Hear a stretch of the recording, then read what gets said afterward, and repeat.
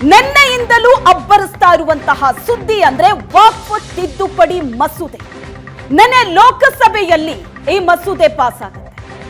ಈಗ ಮತ್ತೊಂದು ಹೆಜ್ಜೆ ಬಾಕಿ ಇದೆ. ನೆನ್ನೆ ಲೋಕಸಭೆಯಲ್ಲಿ ಪಾಸ್ ಆಯಿತು, ಇವತ್ತು ರಾಜ್ಯಸಭೆಯಲ್ಲಿ ಮಂಡನೆ ಆಗಿದೆ.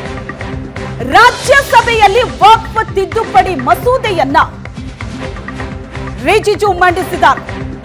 ನೆನ್ನೆ ಲೋಕಸಭೆಯಲ್ಲಿ ಬಿಲ್ ಮಂಡನೆ ಆಗೋದಕ್ಕೂ ಮೊದಲೇ ವಿಪಕ್ಷದಿಂದ ವಿರೋಧ ಶುರುವಾಗುತ್ತೆ.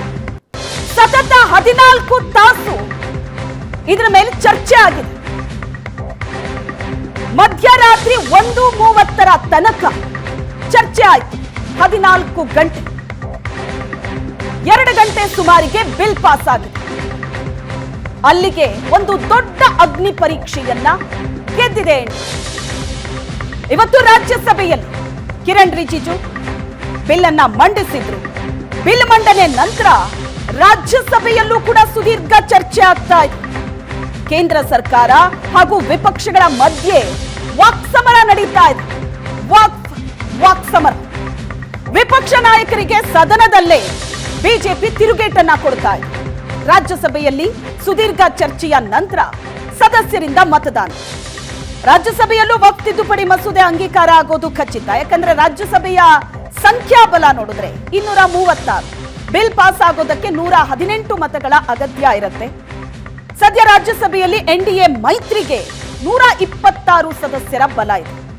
ಹಾಗಾಗಿ ರಾಜ್ಯಸಭೆಯಲ್ಲೂ ಕೂಡ ನಿರಾಯಾಸವಾಗಿ ಈ ಬಿಲ್ ಪಾಸ್ ಆಗುತ್ತೆ. ರಾಜ್ಯಸಭೆಯಲ್ಲಿ ಪಾಸ್ ಆದ ನಂತರ ರಾಷ್ಟ್ರಪತಿಗೆ ಮಸೂದೆಯನ್ನ ರವಾನೆ ಮಾಡಲಾಗುತ್ತೆ. ರಾಷ್ಟ್ರಪತಿಗಳ ಅಂಕಿತ ಬೀಳಬೇಕು. ಈ ಶನಿವಾರವೇ ವಕ್ಫ್ ಬಿಲ್ಗೆ ರಾಷ್ಟ್ರಪತಿಗಳ ಅಂಕಿತ ಬೀಳುವಂತ ಸಾಧ್ಯತೆ ಇದೆ. ರಾಜ್ಯಸಭೆಯಿಂದ ಲೈವ್ ದೃಶ್ಯ ನೋಡುತ್ತಿದೆ. Sir, Mr. Suresh Gopi is my very best friend, sir. I have nothing against him.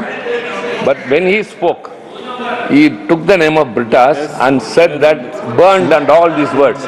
So kindly expunge all those words which are negative in meaning. Rule, you want 238A2. 238(2) make personal charge against a member. The name.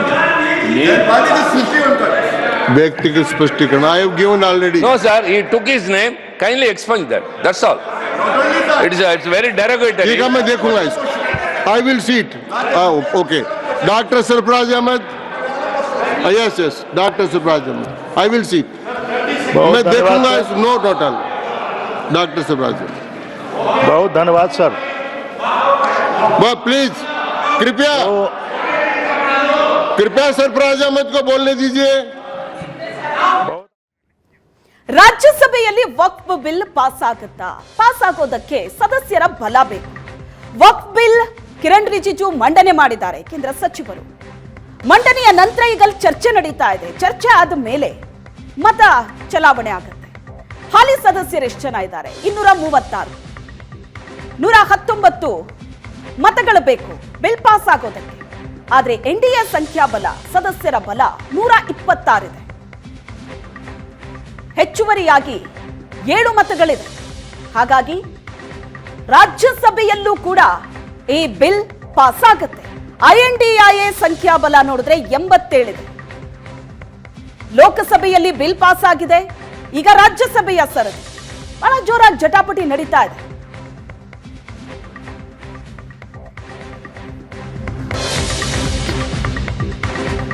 ರಾಜ್ಯಸಭೆಯಲ್ಲಿ ಈ ವಕ್ಫ್ ಬಿಲ್ನ ಬಗ್ಗೆ ಚರ್ಚೆ ಆಗ್ತಾ ಇದೆ. ಈ ಸಂದರ್ಭದಲ್ಲಿ ರಾಜ್ಯಸಭೆಯಲ್ಲಿ ಕರ್ನಾಟಕ ವಕ್ಫ್ ಹಗರಣದ ಕೋಲಾಹಲ, ಪಾಕಿಸ್ತಾನ್ ಜಿಂದಾಬಾದ್ ಘೋಷಣೆಯನ್ನ ಬಿಜೆಪಿ ಪ್ರಸ್ತಾಪ ಮಾಡುತ್ತೆ. ನೆನಪಿರಬಹುದು, ವಿಧಾನಸೌಧದಲ್ಲಿ ಪಾಕಿಸ್ತಾನ್ ಜಿಂದಾಬಾದ್ ಅಂತ ಘೋಷಣೆ ಕೂಗಿರೋದು. ತಮ್ಮ ನೆಚ್ಚಿನ ನಾಯಕನಿಗೆ ಜಯ ಸಿಕ್ತು ಅಂತ ಅವರ ಬೆಂಬಲಿಗರು ಇಂಥದೊಂದು ಘೋಷಣೆ ಕೂಗಿ ಅದು ಬಹಳ ಜೋರಾಗಿ ಸುದ್ದಿಯಾಗಿತ್ತು. ರಾಜ್ಯಸಭಾ ಸಂಸದ ಮೋಹನ್ ದಾಸ್ ಅಗರ್ವಾಲ್ ಇದನ್ನ ಪ್ರಸ್ತಾಪ ಮಾಡ್ತಾರೆ. ರಾಜ್ಯಸಭೆಯಲ್ಲಿ ಕರ್ನಾಟಕದಲ್ಲಿ ವಕ್ಫ್ ಆಸ್ತಿ ಲೂಟಿ ಮಾಡಿದ್ದಾರೆ ಅಂತ ವಾಗ್ದಾಳಿ ನಡೆಸ್ತಾರೆ. ಕರ್ನಾಟಕದ ಓರ್ವ ಸಂಸದನಿಗೆ ಇದೆಲ್ಲ ಗೊತ್ತು ಅಂತ ಹೇಳ್ತಾರೆ ಅಗರ್ವಾಲ್ ರಾಜ್ಯಸಭೆಯಲ್ಲಿ. ಪಾಕಿಸ್ತಾನ್ ಜಿಂದಾಬಾದ್ ಅಂತ ಹೇಳಿದ ಸಂಸದನಿಗೆ ಇದೆಲ್ಲ ಗೊತ್ತು ಅಂತ ಹೇಳಿದ. ವಕ್ಫ್ ಆಸ್ತಿ ಲೂಟಿ ಮಾಡಿದ ಸಂಸದರ ಹೆಸರು ಹೇಳಿದ್ರು ಅಗರ್ವಾಲ್. ಕಾಂಗ್ರೆಸ್ ನಾಯಕರು ಸೇರಿದಂತೆ ಹಲವರ ಹೆಸರು ಪ್ರಸ್ತಾಪ ಆಗುತ್ತೆ. ಜೆಪಿಸಿಯಲ್ಲಿ ಇದೆಲ್ಲ ಚರ್ಚೆ ಆಗಿದೆ ಅಂತ ರಾಧಾ ಮೋಹನ್ ಅಗರ್ವಾಲ್ ರಾಜ್ಯಸಭೆಯಲ್ಲಿ ಹೇಳ್ತಾರೆ.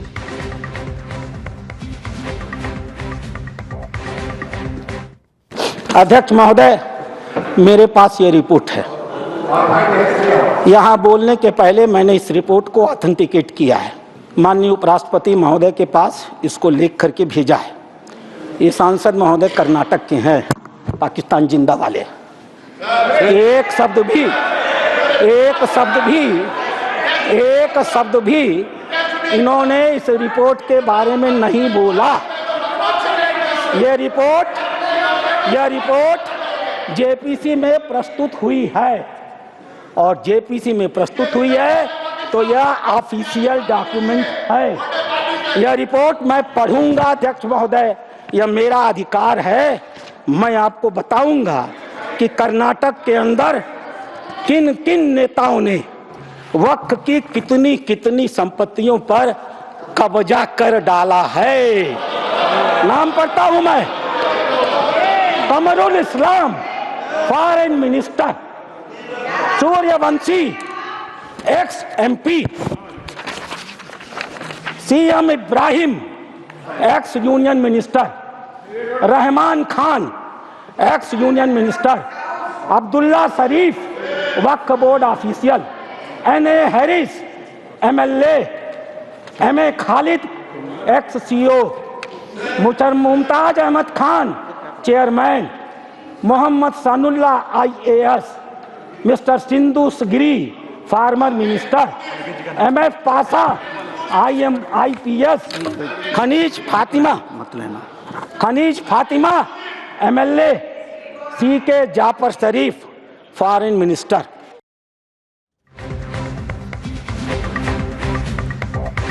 ರಾಜ್ಯಸಭೆಯಲ್ಲಿ ಅಗರ್ವಾಲ್ ಈ ಮಾತು ಹೇಳ್ತಾ ಇದ್ದಂತೆ ಕಾಂಗ್ರೆಸ್ ಸಿಡಿದೇಳುತ್ತೆ.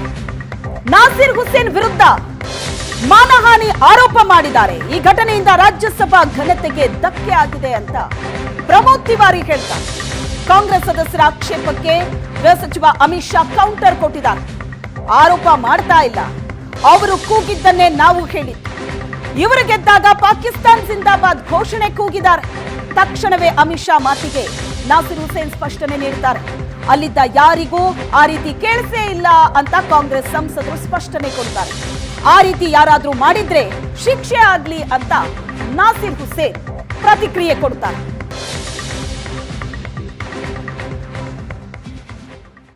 मानवर जो इन्होंने आरोप लगाया है श्री नासिर हुसैन पे, उनको कोई सूचना नहीं दी गई, मंत्री को कोई सूचना नहीं दी गई। मेरा सिर्फ आग्रह है कि चर्चा शांतिपूर्वक चले, इसलिए ऐसा कोई आरोप न लगाया जाए जिससे राज्यसभा की गरिमा गिरे, और ये जो आरोप लगाया गया है इससे राज्यसभा की गरिमा गिरती। 1 मिनट सर प्लीज। माननीय सदस्य नासिर हुसैन पर कोई आरोप नहीं लगाया। उन्होंने इतना कहा कि ये जीते तब पाकिस्तान जिंदाबाद के नारे लगे। इनमें इन पर क्या आरोप है? नारे तो किसी और ने लगाए, मगर नारे क्या लगे? पाकिस्तान जिंदाबाद के लगे। क्यों लगे वो नासिर हुसैन ने बताना है।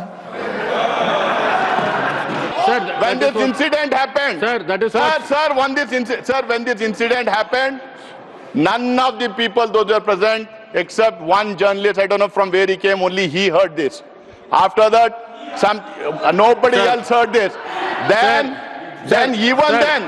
Even then, on air, I told my government, I requested my government that if somebody has done that, he has to be arrested and tried according to the law of the land.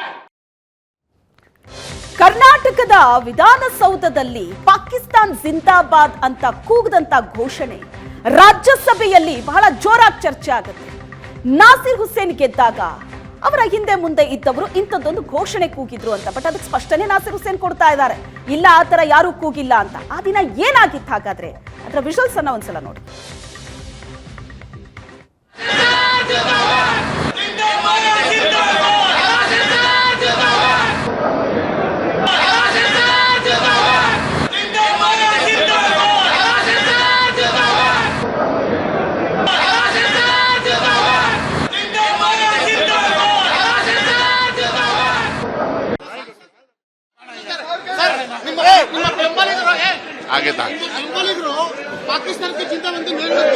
ಏಯ್ ನಡೆಯ ನಡೆಯ ಏಯ್ ನಡೆಯ ನಡೆಯ ನಡೆಯ ಅವನು ಯಾವನವನು ಏಯ್ ನಡೆಯ ನಡೆಯ ಹುಚ್ಚೇನ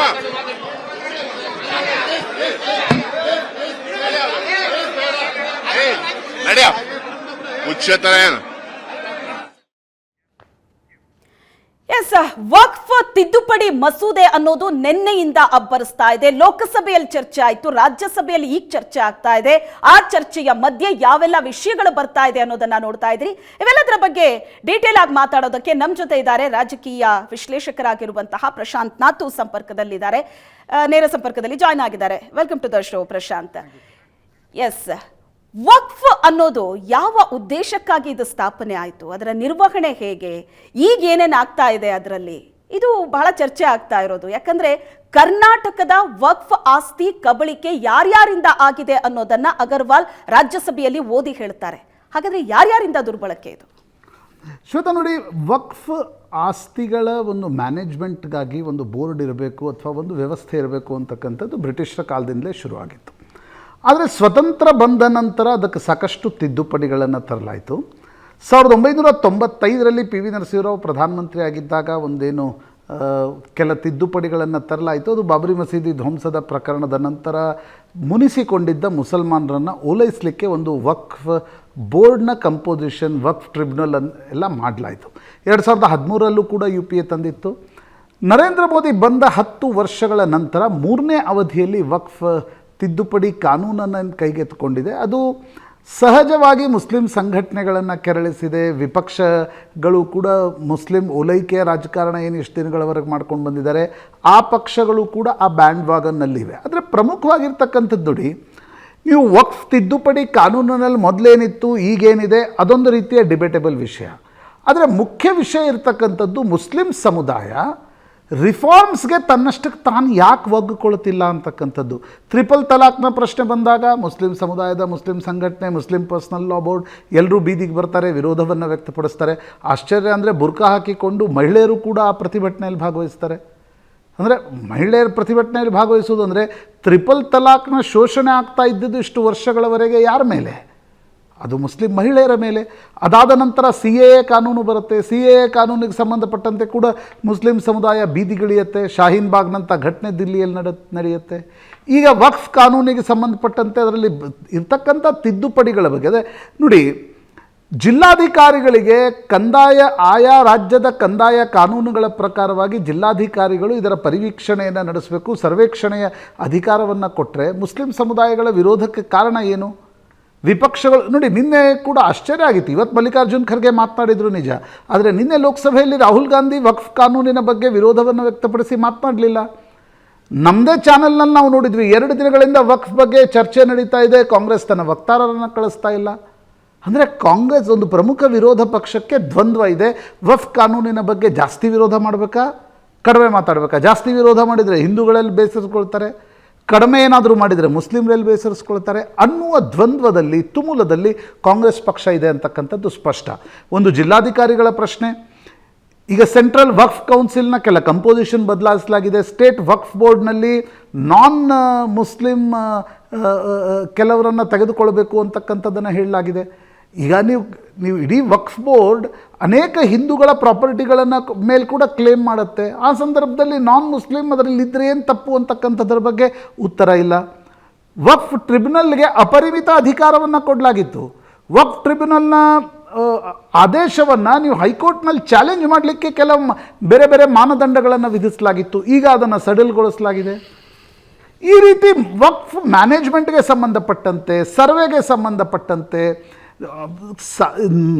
10 ವರ್ಷಗಳಿಂದ ಲಿಟಿಗೇಷನ್ಗಳಿವೆ. ಅವುಗಳ ಲಿಟಿಗೇಷನ್ ಯಾಕಿವೆ ಅಂತಂದರೆ ಕೋರ್ಟ್ ಒಂದು ಪರ್ಪ್ಲೆಕ್ಸ್ ಸಿಚುವೇಷನಲ್ಲಿರುತ್ತೆ. Once a waqf is always a waqf ಅಂತಕ್ಕಂಥ ಒಂದೇನು ಕಾನೂನಿದೆ, ಇದನ್ನು ಏನು ಮಾಡೋದು ಅಂತಕ್ಕಂಥದ್ರ ಬಗ್ಗೆ ಕೂಡ ಒಂದು ಸ್ಪಷ್ಟತೆ ಬೇಕು. ಆ ದೃಷ್ಟಿಯಿಂದ ಕೂಡ ವಕ್ಫ್ ತಿದ್ದುಪಡಿಯಲ್ಲಿ ಕೆಲ ತಿದ್ದುಪಡಿಗಳನ್ನು ತರಲಾಗಿದೆ.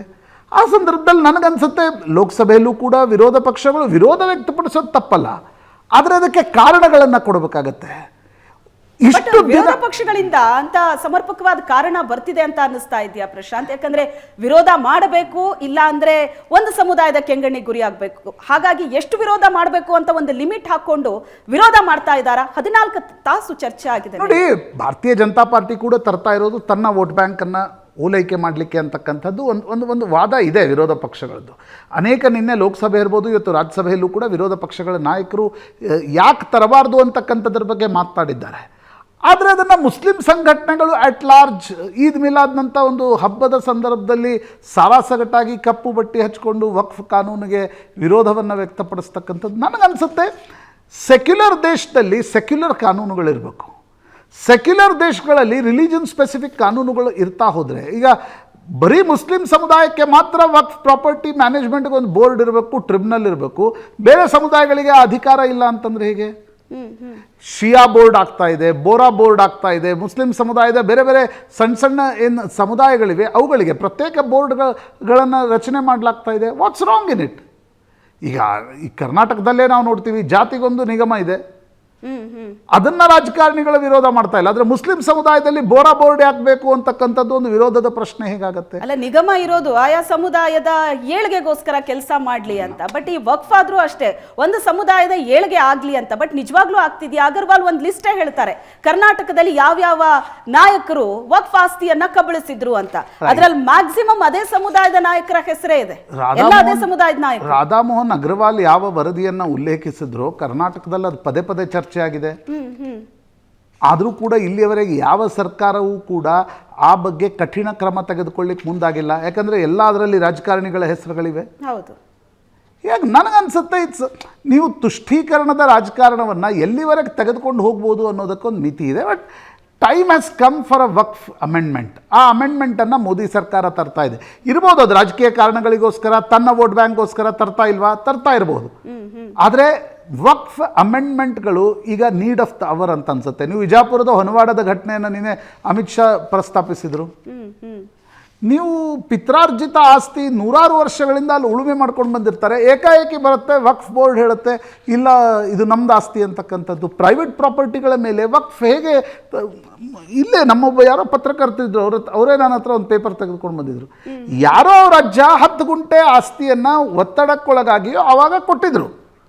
ಇಡೀ 3 ಎಕರೆ 4 ಎಕರೆ ವಕ್ಫ್ ಹೇಳ್ತಾ ಇದೆ ನಮ್ದು ಆಸ್ತಿ ಇದು ಅಂತಕ್ಕಂಥ. ಅವ್ರು ದಾನ ಕೊಟ್ಟಿದ್ರು ಒಂದು 10 ಗುಂಟೆ ಕಬ್ರಸ್ತಾನ್ಗೋ ಯಾವುದೋ ಕಾರಣಕ್ಕೂ. ಈಗ ಅವರು ಹೇಳ್ತಾರೆ ಇಲ್ಲ 4 ಎಕರೆ ನಮ್ಮದೇ ಅಂತಕ್ಕಂಥದ್ದು. ಅವರು ಮಂತ್ರಿಗಳ ಮನೆಗೆ ಓಡಾಡ್ತಾ ಇದ್ರು, ನಮ್ಮ ಆಸ್ತಿಯನ್ನು ಉಳಿಸ್ಕೊಡಿ ಸರ್ ಅಂತೇಳಿ. ಮತ್ತು ಜಮೀರ್ ಅಹ್ಮದ್ ಕರ್ನಾಟಕದಲ್ಲಿ ಮಾಡಿದ ಬ್ಲಂಡರ್ ಏನು ಅಂತಂದರೆ, ಜಮೀರ್ ಅಹ್ಮದ್ರಿಗೆ ಫ್ರೀ ಹ್ಯಾಂಡ್ ಕೊಟ್ಟು ಜಿಲ್ಲೆ ಜಿಲ್ಲೆ ಓಡಾಡಿಸಿ ಜಮೀರ್ ಅಹ್ಮದ್ ಅಲ್ಲಿನ ಜಿಲ್ಲಾಧಿಕಾರಿಗಳಿಗೆ ಜೋರು ಮಾಡಿ ನೋಟಿಸ್ ಕೊಡಲಿಕ್ಕೆ ಆರಂಭಿಸಿದರು. ನಂತರ ಅದು ವಿವಾದವಾದಾಗ ಮುಖ್ಯಮಂತ್ರಿ ಸಿದ್ದರಾಮಯ್ಯನವರು ಮಧ್ಯಪ್ರವೇಶಿಸಿ ಇಲ್ಲ ಎಲ್ಲ ನೋಟಿಸ್ಗಳನ್ನು ನಾವು ಅನೂರ್ಜಿತಗೊಳಿಸ್ತೀವಿ ಅಂತಕ್ಕಂಥದ್ದನ್ನು ಹೇಳಬೇಕಾಯ್ತು. ನನಗನ್ಸುತ್ತೆ Shweta, this is height of appeasement politics. ಎಲ್ಲಾದರೂ ಒಂದು ಕಡೆ ಅಪೀಸ್ಮೆಂಟ್ ಪಾಲಿಟಿಕ್ಸ್ ನಿಲ್ಲಬೇಕಾಗತ್ತೆ. ಈಗ ನೀವು 95ರಲ್ಲಿ ಕಾನೂನು ಯಾಕೆ ತಿದ್ದುಪಡಿ ಕಾನೂನನ್ನು ತರಲಾಯಿತು? ವಕ್ಫ್ ಟ್ರಿಬ್ಯುನಲ್, ಯಾವುದೇ ಧರ್ಮಕ್ಕಿರದೇ ಇರತಕ್ಕಂಥ ಅಧಿಕಾರ ವಕ್ಫ್ ಟ್ರಿಬ್ಯುನಲ್ಗೆ ಯಾಕೆ ಕೊಡ್ತೀರಿ? ಈಗ ಈ ತಿದ್ದುಪಡಿಯಲ್ಲಿ ಅದನ್ನು ತೆಗೆದು ಹಾಕಲಾಗಿದೆ. ಮುಸ್ಲಿಂ ಕಾನೂನುಗಳನ್ನು ಗೊತ್ತಿದ್ದವರು ಮಾತ್ರ ಅದರಲ್ಲಿ ಇರಬೇಕು. ಅದರ ಅರ್ಥ ಅವರು ಯಾವ ರೀತಿಯಾಗಿ ಆ ಒಂದು ತೀರ್ಪನ್ನು ನೀಡ್ತಾರೆ ಅಂತಕ್ಕಂಥದ್ರ ಬಗ್ಗೆ ಯಾವುದಾದ್ರೂ ಆಂಬಿಗ್ವಿಟಿ ಇತ್ತಾ? ಪ್ಯೂರ್ಲಿ ಜುಡಿಷಿಯಲ್ ಪ್ರೊಸೆಸ್ನಲ್ಲಿ ಟ್ರಿಬ್ಯುನಲ್ಗಳ ಕೆಲಸ ನಿರ್ವಹಿಸಬೇಕು. ನನಗನ್ಸುತ್ತೆ ವಕ್ಫ್ ತಿದ್ದುಪಡಿಯ ನಂತರ ಇದು ರಿಟ್ರೋಸ್ಪೆಕ್ಟಿವ್ ಆಗಿ ಬರ್ತಾ ಇಲ್ಲ. OIC ಹೇಳ್ತಾ ಇದ್ರು ಇಲ್ಲ ಮಸೀದಿಗಳನ್ನು, ದರ್ಗಾಗಳನ್ನು ಮತ್ತು ಕಬ್ರಸ್ತಾನ್ಗಳನ್ನು ಕಬಳಿಸಲಾಗತ್ತೆ ಅಂತಕ್ಕಂಥದ್ದು. ಇದು ರಿಟ್ರೋಸ್ಪೆಕ್ಟಿವ್ ಆಗಿ ಬರ್ತಾ ಇಲ್ಲ. This is a prospective legal process. ಮುಂದಿನ ದಿನಗಳಲ್ಲಿ ಯಾರಾದರೂ ಹೋಗ್ಬೋದು. ಆದರೆ ಹಳೆಯ ಕಬ್ರಸ್ತಾನ್ಗಳನ್ನಾಗಲಿ, ಮಸೀದಿಗಳ ಮೇಲಾಗಲಿ, ದರ್ಗಾಗಳ ಮೇಲಾಗಲಿ ನೀವು ಯಾವುದೇ ರೀತಿಯಾಗಿರ್ತಕ್ಕಂಥ ಕ್ಲೇಮ್ ಮಾಡೋಕ್ಕಾಗಲ್ಲ ಅಂತಕ್ಕಂಥದ್ದು ಸ್ಪಷ್ಟ. ಯಾಕೆ ನನಗನ್ಸುತ್ತೆ ಮೇ ಬಿ ಬಿಲ್ ಅನ್ನು ಸರಿಯಾಗಿ ಅರ್ಥ ಮಾಡ್ಕೋತಿಲ್ಲ. ಮೇ ಬಿ ಮೋದಿ ಅವರದೊಂದು ಟ್ರಸ್ಟ್ ಡೆಫಿಸಿಟ್ ಇದೆ, ಮೋದಿ ಮತ್ತು ಬಿಜೆಪಿದು. ಅದರ ಅರ್ಥ ಮುಸ್ಲಿಂ ಸಂಘಟನೆಗಳನ್ನ ಪದೇ ಪದೇ ನೋಡಿ, reforms are the need of our. ಒಂದು ಯುಗ ಧರ್ಮ ಅಂತಿರುತ್ತೆ. ಈಗ ನಮ್ಮ ಅಜ್ಜ ಅಜ್ಜಿ ಯೋಚನೆ ಮಾಡಿದ ರೀತಿಯಲ್ಲಿ ನಾವು ಯೋಚನೆ ಮಾಡಬೇಕಾಗಿಲ್ಲ. ಈಗ ನಿಮ್ಮ ಪೂರ್ವಜರು ಯೋಚನೆ ಮಾಡಿದ ರೀತಿಯಲ್ಲಿ ಶ್ವೇತಾಚಾರ್ಯ ಅವರು ಯೋಚನೆ ಮಾಡಬೇಕಂತಿಲ್ಲ. ಯುಗ ಧರ್ಮಕ್ಕೆ ಅನುಸಾರವಾಗಿ ಎಲ್ಲವೂ ಕೂಡ ಕಾಲದಿಂದ ಕಾಲಕ್ಕೆ ಬದಲಾಗ್ತಾ ಹೋಗ್ಬೇಕಾಗತ್ತೆ. ಯಾಕೆ ಮುಸ್ಲಿಂ ಸಮುದಾಯ ಆ ಯುಗ ಧರ್ಮಕ್ಕೆ ಅನುಗುಣವಾಗಿ ಬದಲಾವಣೆ ಆಗಲ್ಲ ಅಂತಕ್ಕಂಥದ್ದು ಮೂಲಭೂತ ಮ್ಯಾಕ್ರೋ ಲೆವೆಲ್ನ ಪ್ರಶ್ನೆ. ಅದಾದ ನಂತರ ನಾವು ಅಮೆಂಡ್ಮೆಂಟ್ಗಳ ಬಗ್ಗೆ ಚರ್ಚೆ ಮಾಡಬಹುದು. ನಾವು ಯಾವುದನ್ನೂ ಕೂಡ ಬದಲಾವಣೆ ಆಗೋಲ್ಲ, ನಾವು 8ನೇ ಶತಮಾನದಲ್ಲಿ ಫಿಕ್ಸೇಟೆಡ್ ಇದ್ದೀವಿ ಅಂತಕ್ಕಂಥದ್ದು ಆ ಸಮುದಾಯದ ನಾಯಕರು ಯಾವ ರೀತಿ ದಾರಿ ತಪ್ಪಿಸ್ತಾ ಇದ್ದಾರೆ ಅಂತಕ್ಕಂಥದ್ದಕ್ಕೂ ಕೂಡ ಒಂದು ಸ್ಪಷ್ಟ ಉದಾಹರಣೆ ಅಂತ ನನಗನ್ಸುತ್ತೆ. ಓಕೆ, ಎಸ್ ಪ್ರಶಾಂತ್, ಹಾಗೆ ಇರಿ. ಲೋಕಸಭೆಯಲ್ಲಿ ವಕ್ಫ್ ಬಿಲ್ ಅದೊಂದು ದೊಡ್ಡ ಅಗ್ನಿ ಪರೀಕ್ಷೆ ಆಗಿತ್ತು. ಮೋದಿ ಸರ್ಕಾರ ಆ ಅಗ್ನಿ ಪರೀಕ್ಷೆಯನ್ನ ಗೆದ್ದಿದೆ. ಭಾರಿ ವಿರೋಧ ಇತ್ತು. ವಕ್ಫ್ ಬಿಲ್ ತಿದ್ದುಪಡಿ ಅಂತ ಹೇಳಿದಾಗ್ಲಿಂದನೂ ವಿರೋಧ ಇತ್ತು. ಈ ವಿರೋಧದ ಮಧ್ಯೆ ಕೂಡ ಲೋಕಸಭೆಯಲ್ಲಿ ವಕ್ಫ್ ಮಸೂದೆ ಪಾಸ್ ಆಗಿದೆ. ಲೋಕಸಭೆಯಲ್ಲಿ ಚರ್ಚೆ ನಡೆದದ್ದು ಒಟ್ಟು 14 ಗಂಟೆ. ರಾತ್ರಿ 2 ಗಂಟೆಗೆ ಮಸೂದೆ ಅಂಗೀಕಾರ ಆಗಿದೆ. ವಕ್ಫ್ ಮಸೂದೆಯ ಪರ 288 ಮತ ಚಲಾಯಿಸಲಾಗಿದೆ. ಮಸೂದೆ ವಿರುದ್ಧವಾಗಿ ಚಲಾವಣೆ ಆದಂತ ಮತ 232. ವಕ್ಫ್ ಬಿಲ್ ಅನ್ನ ಹರಿದುಹಾಕಿದ್ರು ಸಂಸದ ಅಸಾದುದ್ದೀನ್ ಓವೈಸಿ. ಆ ಮೂಲಕ ತನ್ನ ಆಕ್ರೋಶವನ್ನು ವ್ಯಕ್ತಪಡಿಸಿದ್ರು. INDIA ಮೈತ್ರಿಕೂಟ ಆಕ್ರೋಶಕ್ಕೆ ಸರ್ಕಾರ ಮಾತ್ರ ಡೋಂಟ್ ಕೇರ್ ಅಂದಿದೆ. जो सदस्य इसके पक्ष में हाँ गए, जो सदस्य विरोध में ना गए, मेरे विचार में निर्णय डिवीजन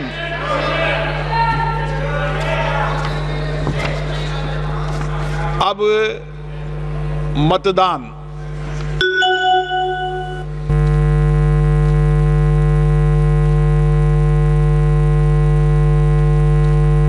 इस व्यवस्था देखिए, कई बुजुर्ग लोग होते हैं, कई नौजवान होते हैं, इसलिए इस व्यवस्था को इस दृष्टि से बनाते समय ही निर्माण किया था। सदस्यगण, अब हम आइटम नंबर 12 सभा के निर्णय के लिए ले रहे हैं। प्रश्न ये कि सौगत राय जी द्वारा प्रस्तुत संशोधन संख्या 108 को He is leading by his casteism.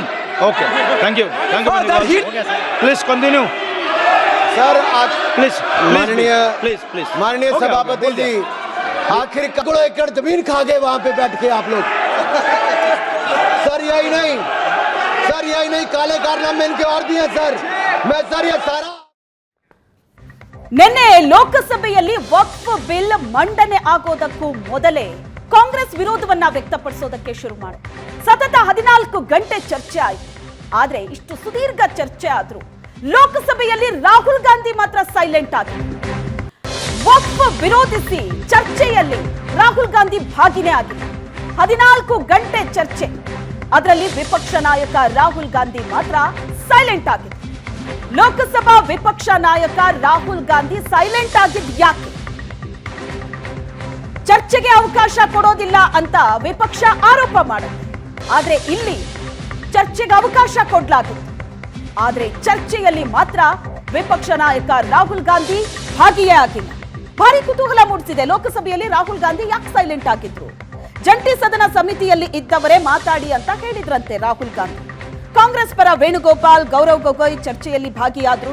ಟಿಎಂಸಿಯ Kalyan Banerjee, SP ಪರ ಅಖಿಲೇಶ್ ಚರ್ಚೆಯಲ್ಲಿ ಭಾಗಿಯಾಗ್ತಾರೆ. ಪ್ರಮುಖ ನಾಯಕರು ಮಾತಾಡಿದ್ರು ಕೂಡ ಪ್ರತಿಪಕ್ಷ ನಾಯಕ ರಾಹುಲ್ ಗಾಂಧಿ ಮಾತ್ರ ಸೈಲೆಂಟ್ ಆಗಿದ್ರು. ಮಧ್ಯರಾತ್ರಿ 1 ಗಂಟೆಗೆ ಮತ ಚಲಾಯಿಸೋದಕ್ಕೆ ಅಂತ ಬರ್ತಾರೆ. ಆದ್ರೆ ಈ ಸುದೀರ್ಘ ಚರ್ಚೆಯಲ್ಲಿ ಮಾತ್ರ ರಾಹುಲ್ ಗಾಂಧಿ ಭಾಗಿಯಾಗೋದಿಲ್ಲ. ಚರ್ಚೆಗೆ ಅವಕಾಶ ಕೊಟ್ಟಿಲ್ಲ ಅಂತ ಆರೋಪ ಮಾಡೋ ವಿಪಕ್ಷಕ್ಕೆ ಈ ಮಸೂದೆ ಮಂಡನೆ ಸಂದರ್ಭದಲ್ಲಿ ಚರ್ಚೆಗೆ ಅವಕಾಶ ಕೊಡಲಾಗಿತ್ತು. ಆದ್ರೆ ಯಾಕೆ ವಿಪಕ್ಷ ನಾಯಕ ರಾಹುಲ್ ಗಾಂಧಿ ಮಾತಾಡಲಿಲ್ಲ? ಯಾಕೆ ಸೈಲೆಂಟ್ ಆಗಿದ್ರು?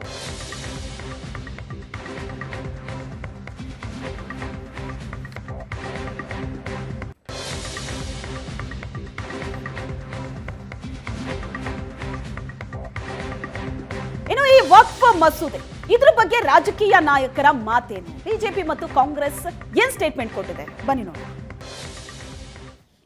ಲೋಕಸಭೆಯಲ್ಲಿ ಚರ್ಚೆ ಆಗಿ ಸಂಖ್ಯೆ ಆಧಾರದ ಮೇಲೆ ಅವರ ಈ ಒಂದು ಮಸೂದೆಯನ್ನ ಪಾಸ್ ಮಾಡಿಕೊಂಡಿದ್ದಾರೆ. ಯಾರು ಮೀಸಲಾತಿ ವಿರುದ್ಧ ಇದ್ದಾರೆ ಅವ್ರನ್ನ ಸದಸ್ಯರು ಮಾಡೋದು, ಯಾರು ಅಲ್ಪಸಂಖ್ಯಾತರ ವಿರುದ್ಧ ಇದ್ದಾರೆ ಅವ್ರನ್ನ ಸದಸ್ಯರು ಮಾಡ್ತಕ್ಕಂಥ ದೊಡ್ಡ ಹುನ್ನಾರ, ಅಸಂವಿಧಾನಿಕವಾಗಿ ಮಾಡಿರ್ತಕ್ಕಂಥ ಕೆಲಸ ನಾವು ಖಂಡಿಸ್ತೀವಿ. ಯಾರು ಸಂವಿಧಾನಕ್ಕೆ ವಿರುದ್ಧ ಮಾಡಿಕೊಂಡೇ ಬಂದಿದ್ರು ಅವರೆಲ್ಲ ಪ್ರಾಮುಖ್ಯವಾದ ಸ್ಥಾನಗಳಲ್ಲಿದ್ದಾರೆ.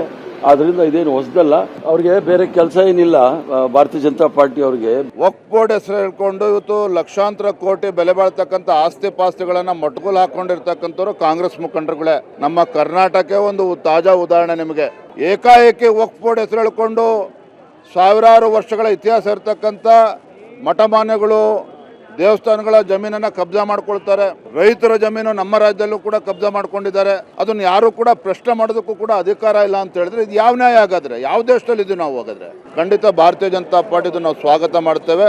ನಮ್ಮ ರಾಜ್ಯದಲ್ಲೂ ಕೂಡ ಹಿಂದೆ ಅನೇಕ ಹೋರಾಟಗಳನ್ನು ನಾವು ಮಾಡಿದ್ದೇವೆ. ಪಾರ್ಟಿ ರೌಂಡ್ಸ್ ನಲ್ಲಿ ಮುಂದಿನ ಸುದ್ದಿ, ರಾಜ್ಯ ಕಾಂಗ್ರೆಸ್ನ ಬೆಳವಣಿಗೆ ದೆಹಲಿಗೆ ಶಿಫ್ಟ್ ಆಗಿದೆ. ಯಾಕಂದ್ರೆ ಸಿಎಂ ದೆಹಲಿ ಪ್ರವಾಸದಲ್ಲಿದ್ದಾರೆ. ಇಲ್ಲಿ ಕಳೆದ ಹಲವು ತಿಂಗಳಿಂದ ಚರ್ಚೆ ಆಗ್ತಾ ಇರುವಂತಹ ವಿಚಾರ ಅಂದ್ರೆ ಕೆಪಿಸಿಸಿ ಅಧ್ಯಕ್ಷ ಸ್ಥಾನದ ಬದಲಾವಣೆ, ಅದರ ಜೊತೆಗೆ ಸಂಪುಟ ವಿಸ್ತರಣೆ. ಅದಕ್ಕೊಂದು ಅಂತ್ಯ ಆಗತ್ತಾ? ಹಾಗಾದ್ರೆ ಸಿದ್ದರಾಮಯ್ಯನವರು ದೆಹಲಿಗೆ ಹೋಗಿದ್ದಾರೆ, ಅದ್ರ ಬಗ್ಗೆ ಚರ್ಚೆ ಮಾಡ್ತಾರೆ ಅಂತ ಇವತ್ತು ಮತ್ತು ನಾಳೆ. ಆದ್ರೆ ಅಲ್ಲೇನಾಗ್ತಾ ಇದೆ? ಸಿಎಂ ದೆಹಲಿಗೆ ಹೋದ್ರು ಕೆಪಿಸಿಸಿ ಕುರ್ಚಿ ಕ್ಲೈಮ್ಯಾಕ್ಸ್ ಮಾತ್ರ ಮುಗಿತಾ ಇಲ್ಲ.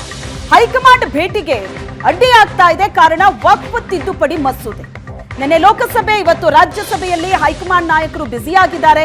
ನೆನೆ ಲೋಕಸಭೆ ಕಲಾಪದಲ್ಲಿ ವೇಣುಗೋಪಾಲ್, ರಾಹುಲ್ ಗಾಂಧಿ ಭಾಗಿಯಾಗಿದ್ರು. ಇವತ್ತು ರಾಜ್ಯಸಭೆ ಕಲಾಪದಲ್ಲಿ ಎಐಸಿಸಿ ಅಧ್ಯಕ್ಷರು ಬ್ಯುಸಿ ಇದ್ದಾರೆ.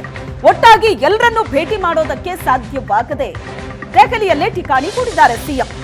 ಇವತ್ತು ರಾತ್ರಿ ದೆಹಲಿಯಲ್ಲೇ ಸಿದ್ದರಾಮಯ್ಯನವರು ಇರ್ತಾರೆ. ನಾಳೆ ಬೆಳಿಗ್ಗೆ ಖರ್ಗೆ, ವೇಣುಗೋಪಾಲ್, ಸುರ್ಜೇವಾಲಾ ಜೊತೆ ಸಭೆ ನಡೆಸಲಿದ್ದಾರೆ.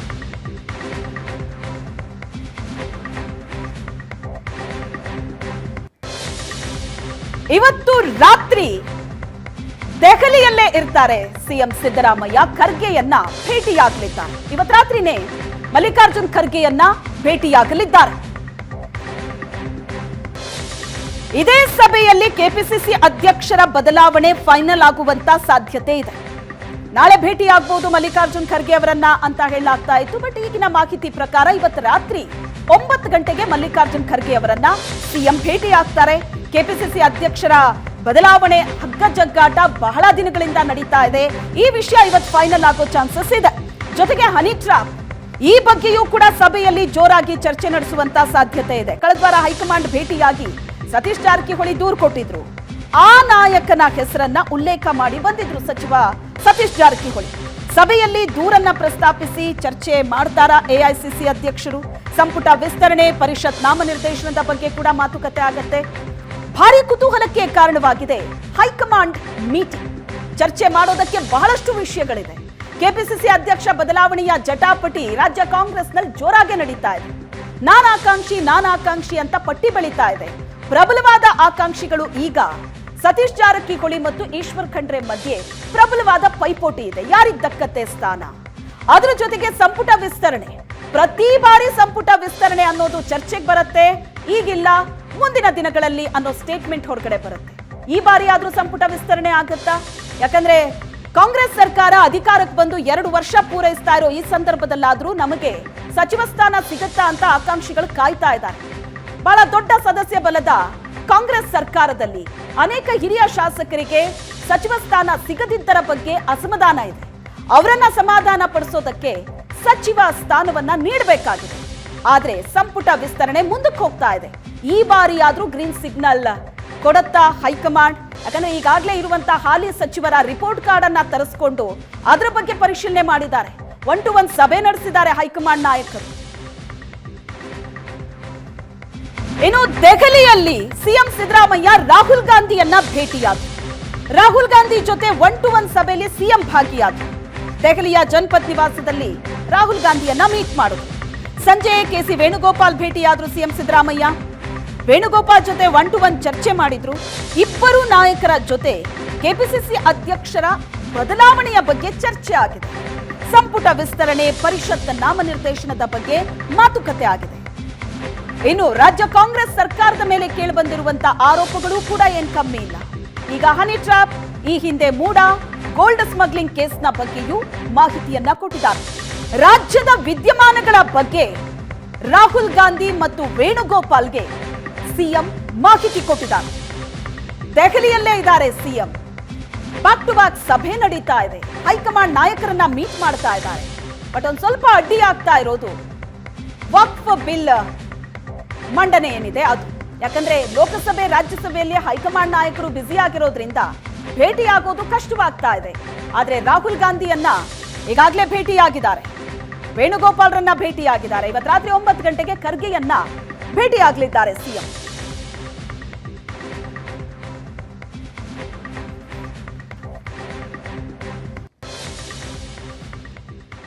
ಈ ಬಗ್ಗೆ ಮಾತಾಡೋದಕ್ಕೆ ರಾಜಕೀಯ ವಿಶ್ಲೇಷಕರಾದಂತ ಪ್ರಶಾಂತ್ ನಾಥು ಸಂಪರ್ಕದಲ್ಲಿದ್ದಾರೆ. ಪ್ರಶಾಂತ್, ಈಗ ಬಹಳ ಜೋರಾಗಿ ಚರ್ಚೆ ಆಗ್ತಾ ಇರೋದು, ದೆಹಲಿಗೆ ಹೋದ್ರೆ ಸಾಕು ಸಿಎಂ ಆಗ್ಲಿ ಡಿಸಿಎಂ ಆಗ್ಲಿ ಏನಾಗತ್ತೆ, ಏನ್ ಚರ್ಚೆ ಆಗತ್ತೆ ಅನ್ನೋದೇ ಬರೋದು.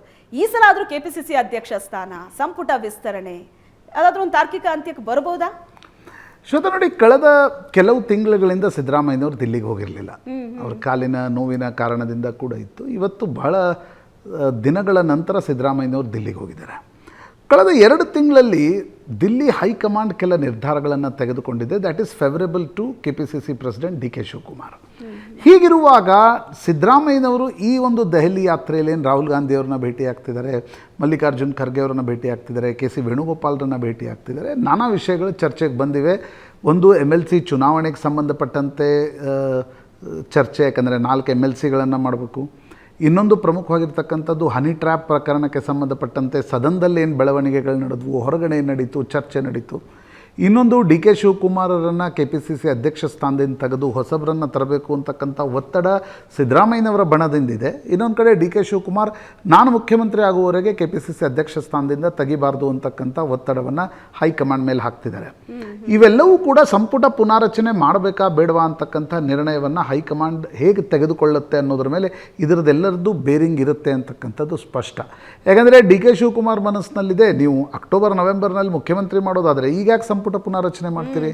8 ಸಚಿವರನ್ನು ಈಗ ತೆಗೆಯೋ ಎಕ್ಸಸೈಸ್ ಮಾಡೋದಕ್ಕಿಂತ ನವೆಂಬರ್ನಲ್ಲಿ ಮಾಡಿ, ಆಗ ನಾವು ಹೊಸ ಸಂಪುಟ ಪುನಾರಚನೆ ಮಾಡ್ಬೋದು ಅಂತಕ್ಕಂಥದ್ದಿದೆ.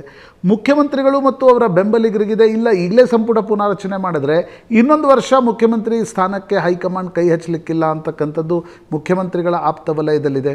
ಹೈಕಮಾಂಡ್ನಲ್ಲಿ ಮಾತ್ರ ಕೆ ಸಿ ವೇಣುಗೋಪಾಲ್ ಇಲ್ಲ 8 ರಿಂದ 10 ಸಚಿವರನ್ನು ತೆಗಿಬೇಕು, ಹೊಸಬರನ್ನು ತರಬೇಕು ಅಂತಕ್ಕಂಥದ್ರ ಬಗ್ಗೆ ಅವ್ರಿಗೆ ಒಂದು ರೀತಿಯಾಗಿರ್ತಕ್ಕಂಥ ಒಂದು ಕ್ಲಾರಿಟಿ ಇದೆ. ಯಾಕಂದರೆ ಇದು ಚನ್ನಪಟ್ಟಣದ ಬೈ ಎಲೆಕ್ಷನ್ಸ್ಗಿಂತ ಮುಂಚೆ ಮುಖ್ಯಮಂತ್ರಿಗಳ ಮನೆಯಲ್ಲಿ ನಡೆದಿರ್ತಕ್ಕಂಥ ಸಭೆಯಲ್ಲಿ ಸ್ವತಃ ವೇಣುಗೋಪಾಲ್ ಸಂಪುಟ ಪುನಾರಚನೆಯ ವಿಷಯವನ್ನು ಪ್ರಸ್ತಾಪಿಸಿದರು.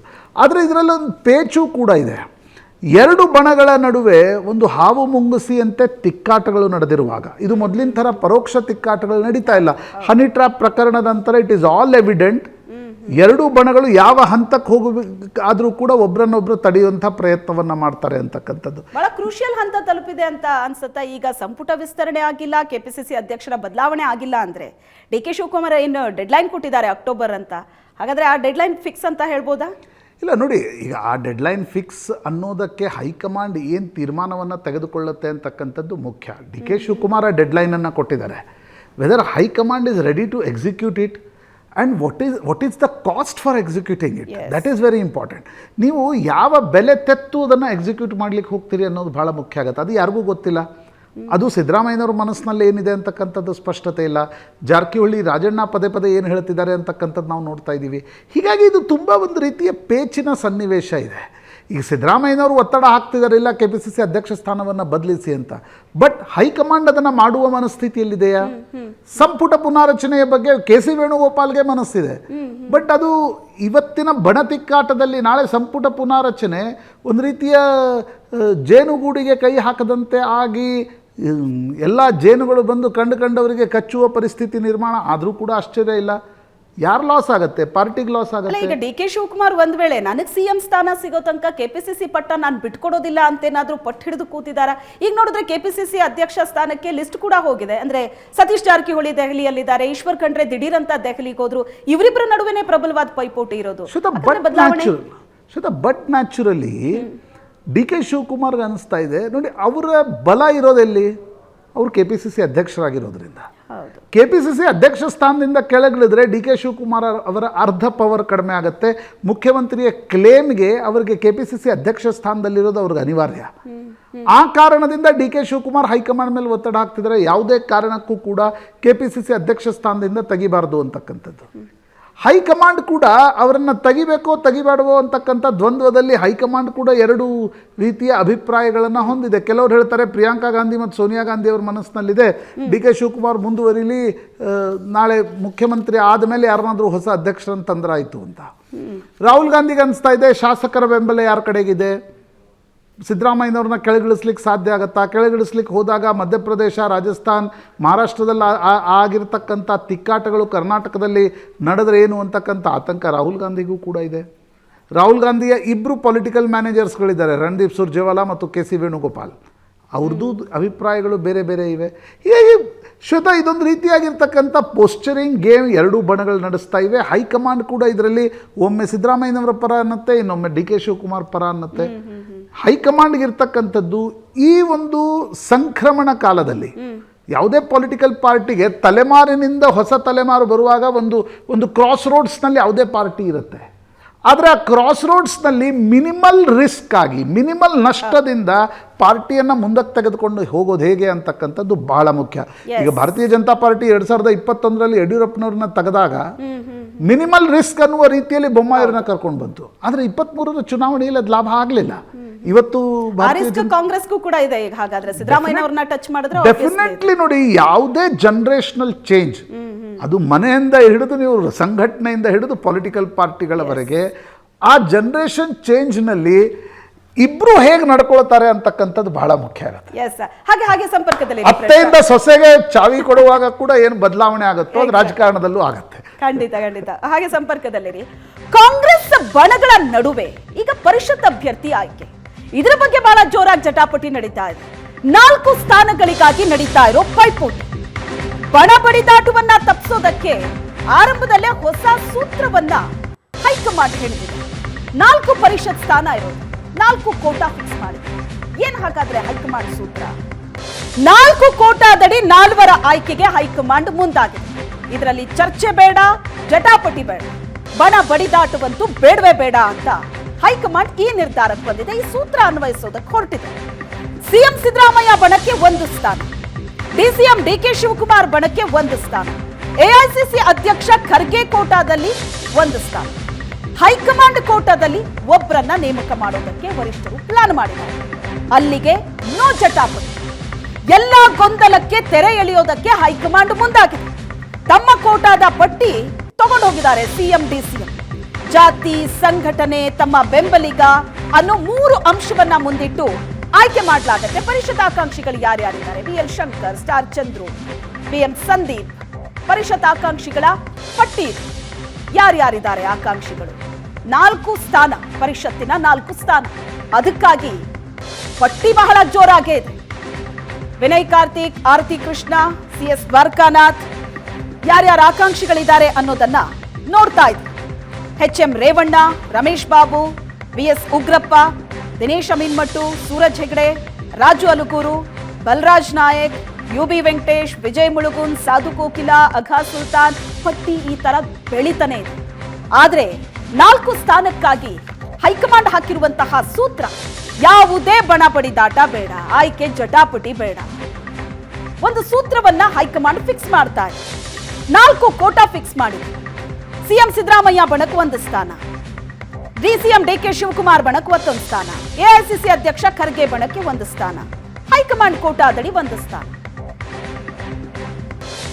4 ಪರಿಷತ್ ಸ್ಥಾನಕ್ಕಾಗಿ ಈಗ ಆಯ್ಕೆಯ ಜಟಾಪಟಿ ನಡೀತಾ ಇದೆ.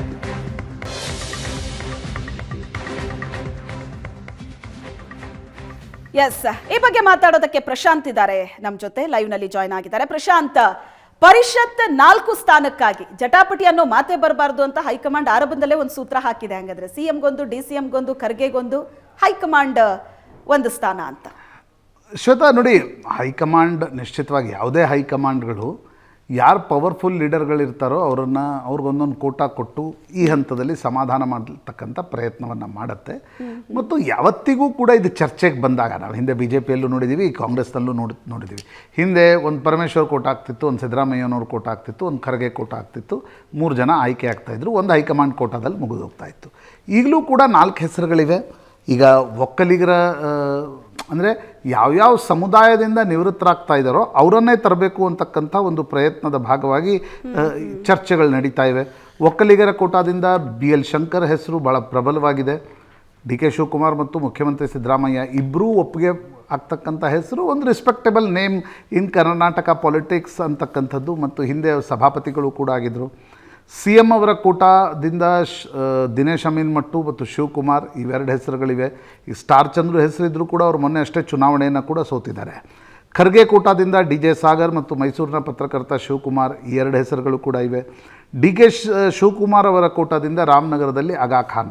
ಇದನ್ನು ನೀವು ನೋಡಿದರೆ ಒಕ್ಕಲಿಗ, ಒಂದು OBC, ಒಂದು SC, ಒಂದು ಮುಸ್ಲಿಂ, ಈ ರೀತಿಯ ಕೋಟಾಗಳು ಮತ್ತು ಆಯಾ ಆ ಸಮುದಾಯಕ್ಕೆ ಸಂಬಂಧಪಟ್ಟಿರ್ತಕ್ಕಂಥ ನಾಯಕತ್ವ, ಇದು ಆ ರೀತಿಯಾಗಿರ್ತಕ್ಕಂಥ ಒಂದು ಚರ್ಚೆ ನಡೀತಾ ಇದೆ. But end of the day ಈಗ ವಿಜಯ್ ಮುಳುಗುಂದ್ DK ಶಿವಕುಮಾರ್ಗೆ ಭಾಳ ಆತ್ಮೀಯರು, UB ವೆಂಕಟೇಶ್ ಮಲ್ಲಿಕಾರ್ಜುನ್ ಖರ್ಗೆ ಅವರಿಗೆ ಭಾಳ ಆತ್ಮೀಯರು, ಸಾಧು ಕೋಕಿಲ ಇತ್ತೀಚಿನ ದಿನಗಳಲ್ಲಿ DK ಶಿವಕುಮಾರ್ ಜೊತೆ ಭಾಳ ಕಾಣಿಸ್ಕೊಳ್ತಾ ಇರ್ತಾರೆ, ರಾಜು ಅಲ್ಗೂರ್ MB ಪಾಟೀಲ್ರು ಫ್ಲೋಟ್ ಮಾಡ್ತಿರ್ತಕ್ಕಂಥ, ಅಂದರೆ MB ಪಾಟೀಲ್ರಿಗೆ ತುಂಬ ಆತ್ಮೀಯರು, ಮುಂಬೈ ಕರ್ನಾಟಕ ಭಾಗದಲ್ಲಿ ದಲಿತ ಬಲ್ಗೈಯಿಂದ ಬರ್ತಾರೆ. ಹೀಗಾಗಿ ಯಾರ್ಯಾರು ನಿವೃತ್ತರಾಗ್ತಾರೋ ಅದೇ ಕೋಟಾದಿಂದ ತರಬೇಕು ಅಂತಕ್ಕಂಥದ್ರ ಬಗ್ಗೆ ಚರ್ಚೆ ನಡೀತಾ ಇದೆ. ಅಂತಿಮವಾಗಿ ಆಮ್ನೆ ಸಾಮ್ನೆ ಕೂತಾಗ ಮಲ್ಲಿಕಾರ್ಜುನ್ ಖರ್ಗೆ, ವೇಣುಗೋಪಾಲ್, DK ಶಿವಕುಮಾರ್, ಮುಖ್ಯಮಂತ್ರಿ ಸಿದ್ದರಾಮಯ್ಯನವರು ಎದುರು ಕೂತಾಗ ಒಂದು ಅಂತಿಮ ಚಿತ್ರಣ ದೊರಕಬಹುದು ಅಂತ ಅನ್ಸುತ್ತೆ ಇವತ್ತು ರಾತ್ರಿಯವರೆಗೆ. ಓಕೆ, ಈಗ ನಾಮನಿರ್ದೇಶನ ಅಂತ ಅಂದಾಗ ಆಯಾ ಕೋಟಾದಡಿಯಲ್ಲಿ ಆಯ್ಕೆ ಆಗತ್ತೆ ಅಭ್ಯರ್ಥಿಗಳ ಹೆಸರು. ಬಟ್ ಈಗ ಸ್ಟಾರ್ ಚಂದ್ರು ಅಂತಹ ಅಭ್ಯರ್ಥಿ ಅಂತ ಅಂದಾಗ ಯಾವ ವರ್ಗದಲ್ಲಿ ಅವರನ್ನ ಆಯ್ಕೆ ಮಾಡ್ತಾರೆ? ಅಂದ್ರೆ ಈ ಹೆಸರುಗಳನ್ನ ರಾಜ್ಯಪಾಲರು ಒಪ್ತಾರಾ? ಶ್ರದ್ಧಾ, ನೀವು ಭಾಳ $1 ಮಿಲಿಯನ್ ಪ್ರಶ್ನೆಯನ್ನು ಕೇಳಿದೆ. ಈಗ ನಾಮನಿರ್ದೇಶಿತ ಮೊದಲೇ ಹೆಂಗಿತ್ತು, ಸಾಹಿತಿಗಳು ಬೇರೆ ಬೇರೆ ವಾಕ್ಸ್ ಆಫ್ ಲೈಫಿಂದ ಬಂದಿರತಕ್ಕಂಥವರಿಗೆ ನಾಮನಿರ್ದೇಶನ ಮಾಡಬೇಕು ಅಂತಕ್ಕಂಥದ್ದು. ಎಲ್ಲ ಸರ್ಕಾರಗಳು ಇತ್ತೀಚೆಗೆ ನಾಮನಿರ್ದೇಶನವನ್ನು ತಮ್ಮ ಕಾರ್ಯಕರ್ತರನ್ನು ಕರ್ಕೊಂಡು ಬರಲಿಕ್ಕೆ ಕೋಟಾಗಳಾಗಿ ಉಪಯೋಗಿಸ್ಕೊಳ್ತಾ ಇವೆ. Very unfortunate. ಇಡೀ ಉದ್ದೇಶ ಏನಿತ್ತು ಗೊತ್ತಾ, ರಾಜ್ಯಸಭೆ ಮತ್ತು ವಿಧಾನ ಪರಿಷತ್ನಲ್ಲಿ ಶಿಕ್ಷಕರ ಪ್ರತಿನಿಧಿ ಇರ್ತಾರೆ, ಗ್ರ್ಯಾಜುಯೇಟ್ನ ಪ್ರತಿನಿಧಿ ಇರ್ತಾರೆ. ಅದೇ ರೀತಿಯಲ್ಲಿ ಯಾರು ನೇರವಾಗಿ ಚುನಾವಣೆಯನ್ನು ಎದುರಿಸ್ಲಿಕ್ಕೆ ಆಗಲ್ವೋ, ಪೊಲಿಟಿಕಲಿ ಕನೆಕ್ಟೆಡ್ ಇರಲ್ವೋ, ಆ ರೀತಿ ಸಾಹಿತ್ಯಕ್ಕೆ ಸೇರಿದ, ಸಂಗೀತಕ್ಕೆ, ಈಗ ಸಚಿನ್ ತೆಂಡೂಲ್ಕರನ್ನು ಯಾಕೆ ರಾಜ್ಯಸಭೆಗೆ ತಂದರು, ರೇಖಾರನ್ನು ತಂದರು, ಈಗ ಸುಧಾಮೂರ್ತಿಯವರನ್ನು ತಂದಿದ್ದಾರೆ. ಏನಂತಂದರೆ ಬೇರೆ ಬೇರೆ ವಾಕ್ಸ್ ಆಫ್ ಲೈಫಿಂದ ಬಂದು ಸದನವನ್ನು ಮತ್ತು ಸಂಸತ್ತನ್ನು ಒಂದು ಎನ್ರಿಚ್ಗೊಳಿಸಬೇಕು ಅಂತಕ್ಕಂಥ ಪ್ರಯತ್ನದ ಭಾಗವಾಗಿ ಈ ರೀತಿ ನಾಮನಿರ್ದೇಶಿತ ಅಂತಕ್ಕಂಥದ್ದು ಮಾಡಲಾಯಿತು. ಬಟ್ ಇತ್ತೀಚಿನ ದಿನಗಳಲ್ಲಿ ಎಲ್ಲ ಸರ್ಕಾರಗಳು, ನಾನಿದೆ ಬರೀ ಕಾಂಗ್ರೆಸ್ ಹೇಳ್ತಾ ಇಲ್ಲ, BJPಯಲ್ಲಿ ಯಾರ್ಯಾರನ್ನು ಮಾಡಿದ್ರು ತೆಗೆದು ನೋಡಿ, JDS ಇದ್ದಾಗ ಯಾರ್ಯಾರನ್ನು ಮಾಡಿದ್ರು ತೆಗೆದು ನೋಡಿ. ಇವತ್ತಿನ ಅನ್ಫಾರ್ಚುನೇಟ್ ಸಿಚುವೇಶನ್ ಅದು. ಪೊಲಿಟಿಕಲ್ ಹೆಂಗೆ ಅಂದರೆ ನಾಮನಿರ್ದೇಶನೂ ಎಲ್ಲಿಗೆ ಬಂದುಬಿಟ್ಟಿದೆ ಅಂದರೆ, ಈಗ ನೋಡಿ ವಿಧಾನಸಭೆಯಿಂದ ವಿಧಾನ ಪರಿಷತ್ತಿಗೆ ಹೋಗುವಂಥ ಕೆಲ ಸೀಟ್ಗಳಿರ್ತವೆ, ನೀವು ಅದರಲ್ಲಿ ನಿಮ್ಮ ಪೊಲಿಟಿಕಲ್ ವರ್ಕರ್ಗಳನ್ನು ತರಬಹುದು. ಆದರೆ ಇಲ್ಲೂ ಕೂಡ ಇಲ್ಲಿ ಬೇರೆ ಬೇರೆ ಕ್ಷೇತ್ರಗಳಿಂದ ಬಂದಿರ್ತಾರೆ. ಈಗ ಪತ್ರಕರ್ತರು ಇರ್ತಾರೆ, ಸಾಹಿತ್ಯಕ್ಕೆ ಇರ್ತಾರೆ, ಸಂಗೀತಕ್ಕೆ ಇರ್ತಾರೆ, ಕಲಾಕಾರರು ಇರ್ತಾರೆ. ಅವರ ಸಮಸ್ಯೆಗಳನ್ನು ನೀವು ಸದನದಲ್ಲಿ ಪ್ರಸ್ತಾಪಿಸಿ ಅನ್ನುವ ಕಾರಣಕ್ಕೋಸ್ಕರ, ಮತ್ತೊಂದು ಗೌರವಯುತಕ್ಕೋಸ್ಕರ ಆ ರೀತಿಯಾಗಿರ್ತಕ್ಕಂಥ ಒಂದು ನಾಮನಿರ್ದೇಶನ ಅಂತಕ್ಕಂಥದ್ದು ತರಲಾಯಿತು. ಗೊತ್ತಿಲ್ಲ, ಈಗ ರಾಜ್ಯಪಾಲರು ಮತ್ತು ಸರ್ಕಾರದ ನಡುವೆ ತಿಕ್ಕಾಟ ಸುಪ್ರೀಂ ಕೋರ್ಟ್ಗೆ ಹೋಗ್ತಾ ಇದೆ. ಇದು ಕೂಡ ಒಂದು ತಿಕ್ಕಾಟಕ್ಕೆ ಕಾರಣ ಆಗ್ಬೋದು. Okay, let's see. ಅಗತ್ಯ ವಸ್ತುಗಳ ಬೆಲೆ ಏರಿಕೆ, ಇದನ್ನ ಖಂಡಿಸಿ ಇವತ್ತು ಬಿಜೆಪಿ ನಡೆಸಿದಂತ ಪ್ರತಿಭಟನೆ, ಅಹೋರಾತ್ರಿ ಪ್ರತಿಭಟನೆ ನಡೆಸಿತು. ಇವತ್ತು CM ಮನೆಗೆ ಬಿಜೆಪಿ ಮುತ್ತಿಗೆ ಹಾಕೋದಕ್ಕೆ ಯತ್ನ ನಡೆಸಿತು. ಬಿಜೆಪಿ ನಾಯಕರ ಪ್ರತಿಭಟನೆ ವೇಳೆ ಭಾರಿ ಹೈ ಡ್ರಾಮಾ ನಡೀತು. ಫ್ರೀಡಂ ಪಾರ್ಕ್ನ ಬಳಿಯೇ ಕಾರ್ಯಕರ್ತರನ್ನ ತಡಿತಾರೆ ಪೊಲೀಸರು. ತಳ್ಳಾಟ ಆಗತ್ತೆ, ನೂಕಾಟ ಆಗತ್ತೆ. ಪೊಲೀಸರು ಮತ್ತು ಕಾರ್ಯಕರ್ತರ ನಡುವೆ ಮಾತಿನ ಜಟಾಪಟಿ ಆಗುತ್ತೆ. ವಿಜೇಂದ್ರ R ಅಶೋಕ್ ನೇತೃತ್ವದಲ್ಲಿ ನಡೆದಂತ ಪ್ರತಿಭಟನೆ, ಬಿಜೆಪಿ ಕಾರ್ಯಕರ್ತರನ್ನ ವಶಕ್ಕೆ ಪಡಿತಾರೆ ಪೊಲೀಸರು. ಎಸ್ ಯಡಿಯೂರಪ್ಪ ಕೂಡ ಭಾಗಿಯಾಗಿದ್ರು. ರಸ್ತೆಯಲ್ಲೇ ಬೆಂಕಿ ಹಚ್ಚೋದಕ್ಕೆ ಬಿಜೆಪಿ ಕಾರ್ಯಕರ್ತರು ಯತ್ನಿಸ್ತಾರೆ. CM ಮನೆಗೆ ಮುತ್ತಿಗೆ ಹಾಕೋ ಪ್ರಯತ್ನ ಮಾಡ್ತಾರೆ. ಕಾರ್ಯಕರ್ತರನ್ನ, ನಾಯಕರನ್ನ ಪೊಲೀಸರು ಅರೆಸ್ಟ್ ಮಾಡ್ತಾರೆ. ಬ್ಯಾರಿಕೇಡ್ ಅನ್ನ ಹತ್ತಿ ಸಿಟಿ ರವಿ ನುಗ್ಗೋದಕ್ಕೆ ಯತ್ನಿಸ್ತಾರೆ. ಅವರನ್ನು ಕೂಡ ವಶಕ್ಕೆ ಪಡಿತಾರೆ ಪೊಲೀಸರು. ಬಿಜೆಪಿ ನಾಯಕರ ಪ್ರತಿಭಟನೆಯ ವೇಳೆ ಆದಂತ ಭಾರಿ ಹೈ ಡ್ರಾಮಾ ದೃಶ್ಯ ಆಯಿತು.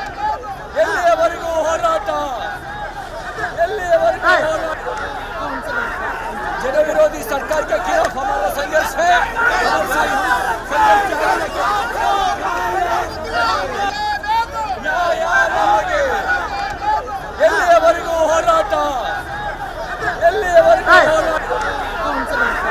जन विरोधी सरकार के खिलाफ हमारा संघर्ष है।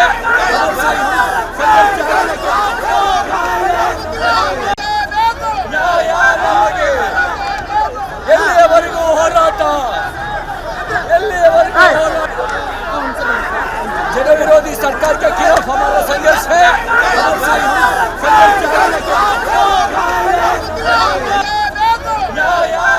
ಕರ್ನಾಟಕದಲ್ಲಿ ಮಾತ್ರ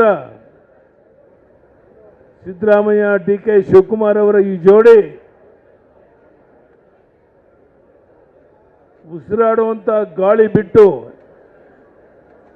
ಇನ್ನೆಲ್ಲದರ ಮೇಲೆ ತೆರಿಗೆಯನ್ನು ಜಾಸ್ತಿ ಮಾಡಿ ಸಾಮಾನ್ಯ ಜನ ಬದುಕಕ್ಕಾಗದೇ ಇರುವಂತಹ ವಿಚಿತ್ರವಾದ ಪರಿಸ್ಥಿತಿಗೆ ತಂದಿಟ್ಟಿದ್ದಾರೆ. ಇಂಥ ಒಂದು ಸಂದರ್ಭದಲ್ಲಿ ಈ ಹೋರಾಟ ಕೇವಲ ಇಲ್ಲಿಗೆ ಸೀಮಿತವಾಗಿಲ್ಲ. ಅವರು ಏನು ಏರಿಕೆಯನ್ನು ಮಾಡಿದ್ದಾರೆ ಬೆಲೆಗಳನ್ನ, ನಮ್ಮ ಅಶ್ವಥ್ ನಾರಾಯಣ್ ಬರ್ತಾರೆ ಹೊಸ ಮೀಟರ್ ಹಾಕಕ್ಕೆ. ಯಾವ ಮೀಟ್ರಪ್ಪ ಅದು? Smart meter. 15,000 ಕೋಟಿ ಲೂಟಿ ಅದರಲ್ಲಿ, ಸ್ಮಾರ್ಟ್ ಮೀಟರ್ ಅಲ್ಲಿ 15,000 ತೀರ್ಮಾನ ಮಾಡಿಬಿಟ್ಟಾರೆ ಕಾಂಗ್ರೆಸ್ ಅವರು. ನಾವು ನಾವು ಕಾಂಗ್ರೆಸ್ ಬರಲ್ಲ, ಏನೋ ಅಳಪುಳಕ್ಕಾಗಿ. ಈ ಕಡೆ ಬೆಲೆ ಏರಿಕೆ ವಿರುದ್ಧ ಬಿಜೆಪಿ ಪ್ರತಿಭಟನೆ ಮಾಡಿದ್ರೆ ಬಿಜೆಪಿಯ ಈ ಪ್ರತಿಭಟನೆಗೆ ರೆಬೆಲ್ ಯತ್ನಾಳ್ ಕೌಂಟರ್ ಕೊಟ್ಟಿದ್ದಾರೆ. ಏನಂತ ಕೇಳಿದ್ದಾರೆ? ಮಗನ ರಕ್ಷಣೆಗಾಗಿ ಬಿಎಸ್ವೈ ಪ್ರತಿಭಟನೆಯಲ್ಲಿ ಭಾಗಿಯಾಗಿದ್ದಾರೆ. ವಿಜೇಂದ್ರರನ್ನ ಸಿಎಂ ಮಾಡಿ ಲೂಟಿ ಮಾಡೋ ಉದ್ದೇಶ ಇದೆ. ಮಗ ವಿಜೇಂದ್ರಗಾಗಿ ವಯಸ್ಸಾದ್ರೂ ಹೋರಾಟಕ್ಕಿಳಿದಿದ್ದಾರೆ ಹೊರತು ಬಡವರ ಪರವಾಗಿ ರೈತರ ಪರವಾಗಿ ಬಿಎಸ್ವೈ ಹೋರಾಟಕ್ಕಿಳಿದಿಲ್ಲ ಅಂತ ಯತ್ನಾಳ್ ಆಕ್ರೋಶವನ್ನ ವ್ಯಕ್ತಪಡಿಸಿದ್ದಾರೆ. ಯಡಿಯೂರಪ್ಪ ತನ್ನ ಮಗನ ರಕ್ಷಣೆಗಾಗಿ ಭಾಗವಹಿಸ್ತಾ ಇದ್ದಾನೆ, ಬಿಜೆಪಿ ಸಲುವಾಗಿ ಅಲ್ಲ. ತನ್ನ ನಂತರ ಏನಾದರೂ ಸಾಯುವುದಕ್ಕಿಂತ ಮುಂಚೆ ಮುಖ್ಯಮಂತ್ರಿಯಾಗಿ ನೋಡಬೇಕು, ಇನ್ನಷ್ಟು ಕರ್ನಾಟಕವನ್ನು ಲೂಟಿ ಮಾಡಬೇಕಂತೇಳಿ, ಇನ್ನಷ್ಟು ಸಂಪತ್ತು ಈಗ ಬರೇ ಮಾರಿಸಸ್ಸು ದುಬೈ ಅಂತಲ್ಲಿದೆ, ಇಡೀ ಜಗತ್ತಿನ ಎಲ್ಲ ರಾಷ್ಟ್ರಗಳಲ್ಲಿ ಆಸ್ತಿ ಮಾಡಬೇಕು ಅನ್ನೋದ್ರ ಸಲುವಾಗಿ ಪಾಪ ಅಷ್ಟು ವಯಸ್ಸಾದ್ರೂ ಮನ್ಯಾಗ ಕುಂಡ್ರಲಾರ್ದೇ ಇವತ್ತು ಹೊರಗೆ ಬಂದು ಹೋರಾಟ ಮಾಡ್ತಾ ಇರೋದು ಈ ರಾಜ್ಯದ ಬಡವರ ಸಲುವಾಗಿ ಅಲ್ಲ, ಈ ರಾಜ್ಯದ ರೈತರ ಸಲುವಾಗಿ ಅಲ್ಲ. ಅಮಿತ್ ಶಾರ್ಗೆ ಬ್ಲ್ಯಾಕ್ ಮೇಲ್ ಮಾಡಿ ಎಲ್ಲ ನನ್ನ ಮಗಂತ ತೆಗೆದುಬಿಟ್ರೆ, ಯತ್ನಾಳ್ ಹೊರಗೆ ಹಾಕದಿದ್ರೆ ನಾನು ನೇಣು ಹಾಕೋತೀನೋ ಅಂತ ಕೆಳಮಟ್ಟದ ರಾಜಕಾರಣ ಮಾಡ್ಕೊಂಡು ಯಡಿಯೂರಪ್ಪ ಇವತ್ತು ಸುಮ್ಮನೆ ಹಿಂಗಾಯ್ತರು ವೀರಶೈವರು ಅಂತ ತಿಳ್ಕೊಂಡು ಒಂದು 4 ಮಠಾಧೀಶರನ್ನ ಹಿಡ್ಕೊಂಡು ಅವ್ರನ್ನ ಇಟ್ಟು ದುಡ್ಡು ಕೊಟ್ಟು ಅವ್ರ ಕಡೆಯಿಂದ ಸ್ಟೇಟ್ಮೆಂಟ್ ಕೊಡಿಸೋದು. ಒಂದು ವೇಳೆ BJP ಯಡಿಯೂರಪ್ಪನ ಬಿಟ್ಟುಬಿಟ್ರೆ ಇಡೀ ಲಿಂಗಾಯತರು ವೀರಶೈವರು ವಿರೋಧ ಆಗ್ತಾ ಇರುತ್ತೆ ಸ್ಟೇಟ್ಮೆಂಟ್ ಕೊಡಿಸೋದು. ಇಲ್ಲಿ ಮಜಾ ಮಾಡೋದು ಅಪ್ಪ ಮಕ್ಕಳು. ಇಷ್ಟಕ್ಕೆ ಸೀಮಿತ ಆಗಿದೆ BJP. ಈ ಹೋರಾಟದಿಂದ ಏನು ಲಾಭ ಆಗೋದಿದೆ? ಇದು ಹೋರಾಟವೋ ಏನು ಒಂದು ರೀತಿ ಅಂತಿಮ ಯಾತ್ರೆಯೂ ಗೊತ್ತಾಗ್ತಿಲ್ಲ. ಫ್ರೀಡಮ್ ಪಾರ್ಕ್ನಲ್ಲಿ ಯಾವ ವೈಭವದಿಂದ ಮಕ್ಕೊಂಡಾರ ಈ ಕೆಟ್ಟ ಕುಟುಂಬ ಏನಿದೆ ಯಡಿಯೂರಪ್ಪಂದು, ಈ ಕುಟುಂಬಕ್ಕೇ BJP ಮುಂದುವರ್ಸಿದ್ರೆ ಅದ್ರ ಬಗ್ಗೆ ನಾವು ಚಿಂತನೆ ಮಾಡ್ತೀವಿ. ಈ ಕೆಟ್ಟ ಕುಟುಂಬ ತೆಗೆದ್ರೆ ಮಾತ್ರ BJPಗೆ ಭವಿಷ್ಯ ಇದೆ ಕರ್ನಾಟಕದಲ್ಲಿ. ಇವರೇನು ಭ್ರಷ್ಟಾಚಾರದಲ್ಲಿ ಇವರೇ ಲಿಪ್ತ ಆಗ್ಯಾರಲ್ರಿ. ಇವ್ರ ವಿರುದ್ಧ ಇದು ಏನು ಕರೋನಾದಲ್ಲಿ ಹಗರಣಗಳಿವೆ, ಡಿನೋಟಿಫಿಕೇಷನ್ದಲ್ಲಿ ಹಗರಣಗಳಿವೆ. ಇವ್ರಿಗೇನು ನೈತಿಕತೆ ಇದ್ರಿ ಸಿದ್ದರಾಮಯ್ಯ ಸರ್ಕಾರ ವಿರುದ್ಧ ಮಾತಾಡಲಿಕ್ಕೆ? ಮತ್ತು ಅದನ್ನು DK ಶಿವಕುಮಾರ್ ಹೇಳ್ಯಾರಲ್ಲ, ನಮ್ಮ ಅಭಿಕ್ಷೆಯಿಂದ MLA ಆಗೈತಾಳೆ. ಅವನ ಚೇಲಾಗಳು, ವಿಜೇಂದ್ರನ ಚೇಲಾಗಳು ಇವತ್ತು ಹೇಳ್ತಾರೆ ನೀ ಯತ್ನಾಳ್ ರಾಜೀನಾಮೆ ಕೊಡತ್ತಾಳೆ. ಮೊದಲ ರಾಜೀನಾಮೆ ವಿಜೇಂದ್ರ ಕೊಡಬೇಕು. ಎಲ್ಲಿವರೆಗೆ ಯಡಿಯೂರಪ್ಪನ ಕುಟುಂಬ ಈ ರಾಜ್ಯಾಧ್ಯಕ್ಷ ಸ್ಥಾನದಿಂದ ಮುಕ್ತ ಆಗೋದಿಲ್ಲ ಅಲ್ಲಿವರೆಗೆ ನಾವು BJPಗೆ ಹೋಗೋ ಪ್ರಶ್ನೆ ಉದ್ಭವ ಆಗೋದಿಲ್ಲ. ಇದರೊಂದಿಗೆ ಇವತ್ತಿನ ಪಾರ್ಟಿ ರೌಂಡ್ಸ್ ಅನ್ನ ಮುಗಿಸ್ತಾ ಇದ್ದೀವಿ.